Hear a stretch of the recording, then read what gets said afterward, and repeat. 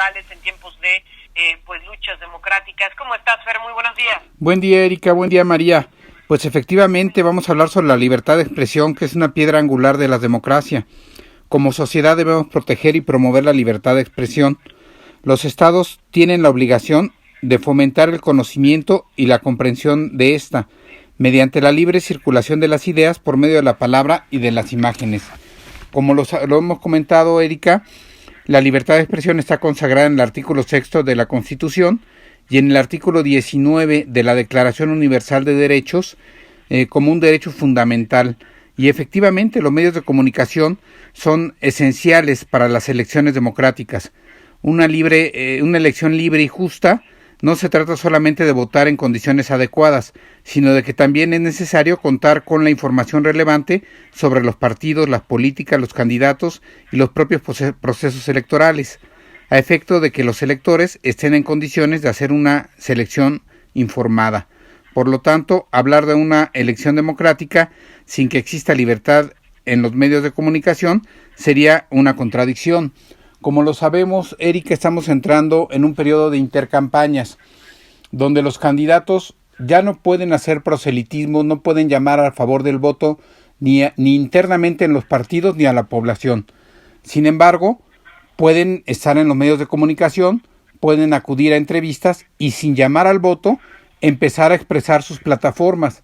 Entonces es muy importante el papel que jugarán los medios de comunicación en este periodo de intercampaña. Tampoco pueden tener actos públicos masivos, únicamente pueden acudir a clubes sociales, a organizaciones de la sociedad civil, a reuniones privadas.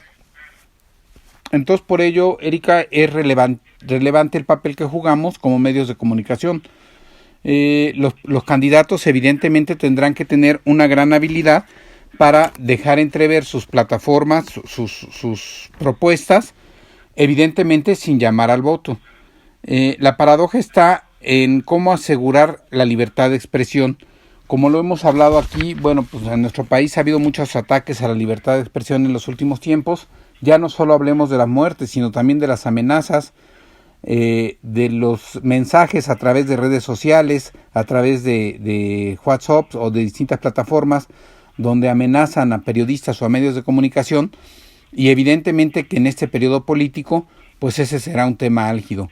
Es muy importante, Erika, el que salvaguardemos la protección de los periodistas, el que defendamos la libertad de expresión y el derecho a la información, sobre todo en este proceso electoral que estamos viviendo. Fernando, ¿cómo debería ser este actuar de parte de los medios de comunicación en cuanto a estas posibles invitaciones que se hagan a los precandidatos? La información que se otorgue, cómo evitar no brincarnos de esa limitante que está establecido por ley. Bueno, el medio de comunicación pues facilita los espacios a los candidatos. Realmente son los candidatos los que tienen que cuidarse de no llamar al voto, pero los medios de comunicación debemos informar en forma objetiva, veraz y oportuna y brindar espacios equitativamente a los candidatos. Evidentemente que si un candidato de un partido opositor no quiere acudir a una entrevista, simplemente dejar constancia en el medio de que estamos dando igualdad en los espacios para todos los candidatos y ya de ellos dependerá también el aprovechar las oportunidades. Pero evidentemente que el papel es relevante porque la sociedad en estos casi 35 días no va a tener otra forma de enterarse o de saber de las propuestas que tengan los candidatos y de sus plataformas, si no es a través de su participación en los medios de comunicación. Ahora, Fer, dime una cosa, ¿qué tanto la ley electoral ayuda o no ayuda al tema de la democracia? Y te lo quiero plantear en estos términos, mientras que en el tema de los spots, es decir, de los espacios oficiales asignados por el INE en los medios de comunicación se distribuyen de acuerdo a las últimas votaciones, lo cual significa, y ha quedado ya incluso documentado por el Instituto Nacional Electoral, que el PRI fue quien tuvo pues mayor exposición en estos spots en este tiempo de precampaña. En cuanto a la cobertura informativa, quien ha tenido mayores apariciones ha sido Andrés Manuel López Obrador, y me parece que tiene que ver con la dinámica propia de que fue quien estuvo pues poniendo los temas y marcando pauta en medio de estas precampañas.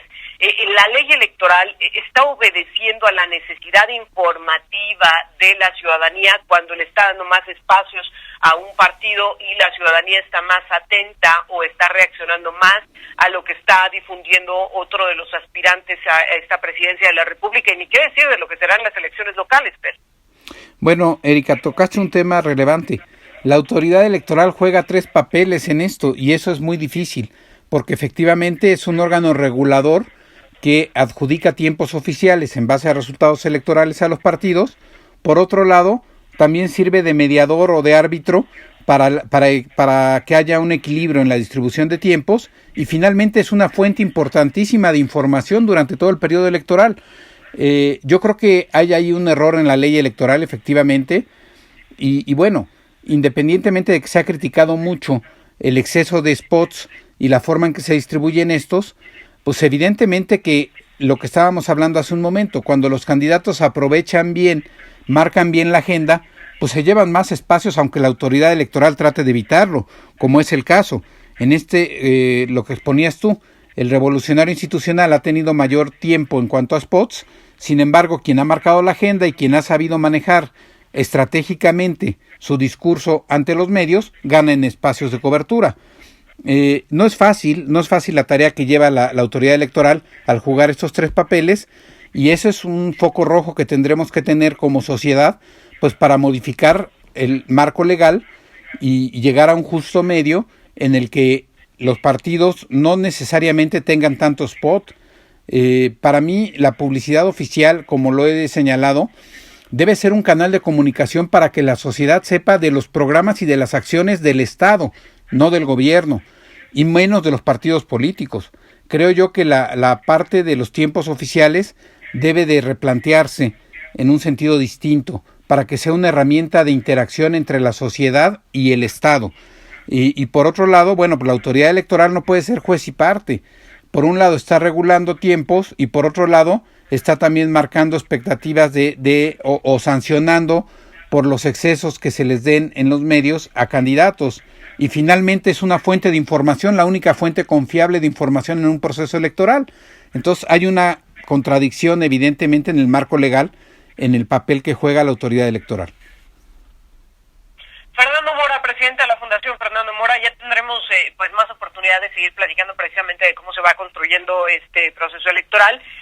Ahora en este tiempo de intercampaña, pues nada más preguntarte, porque luego la gente dirá, ¿y por qué ya se acabaron los spots? Al fin estamos respirando, que son algunos de los comentarios que nos han hecho, pero bueno, no confiarnos que esto apenas va comenzando.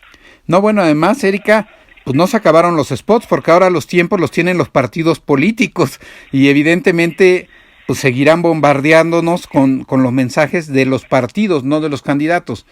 Evidentemente, vuelvo a lo mismo, en el periodo electoral, esta distribución de los tiempos oficiales lamentablemente satura a los medios y llega a hartar a la sociedad. Ya hay mucha gente que ya está cansada de oír las tonaditas de los partidos, los mensajes de los partidos políticos, y evidentemente ahí tendrá que haber un equilibrio y aprovechar los tiempos oficiales para lo que son, como una herramienta de comunicación y no como una plataforma mercadológica de los partidos políticos en el tiempo electoral.